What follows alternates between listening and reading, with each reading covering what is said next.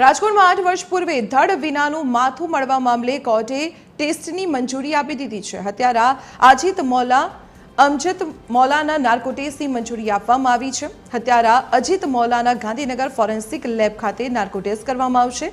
સંયોગિક પુરાવા એકત્રિત કરવા માટે રાજકોટ પોલીસે આ કાર્યવાહી હાથ ધરી છે। મૃતદેહને ફેંકવા જે વાહનનો ઉપયોગ કરાયો હતો તેના માલિકનું પણ નિવેદન લેવામાં આવશે। હત્યારા અજીત મૌલા અજમત મૌલાના 23 તારીખ સુધીના રિમાન્ડ મંજૂર કરવામાં આવેલા છે। શુભમ હાસ્તા નામના બાળકની હત્યા કરી મૃતદેહના 2 ટુકડા કરવામાં આવ્યા હતા। હત્યારાએ બાળકના ટુકડા કર્યા બાદ મૃતદેહનો નિકાલ કર્યો હતો।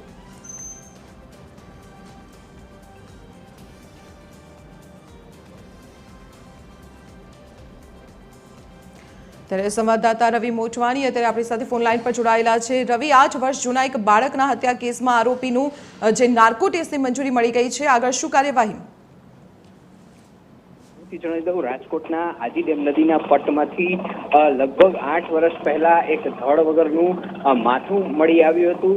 ત્યારે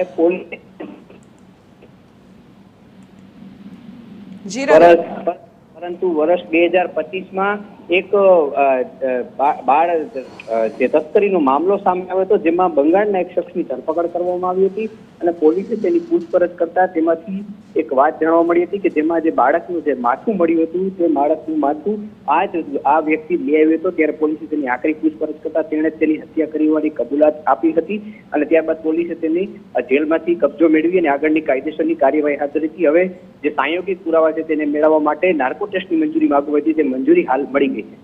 જી રવિ, આભાર માહિતી આપવા બદલ। તો 8 વર્ષ જૂનો આ કેસ છે કે જ્યાં એક નદીના પટમાંથી બાળકનું માથું મળી આવ્યું હતું ધડ વિનાનું। તે મામલે પોલીસે તપાસ કરતા માનવ તસ્કરીનો ખુલાસો થયો હતો ને તેમાં બંગાળનો એક મૂળ રહેવાસી એવા હત્યારાને ઝડપી લેવામાં આવ્યો હતો। હવે સાયન્ટિફિક પુરાવાઓ એકત્રિત કરવા માટે તેના નાર્કો ટેસ્ટની મંજૂરી મળી ગઈ છે।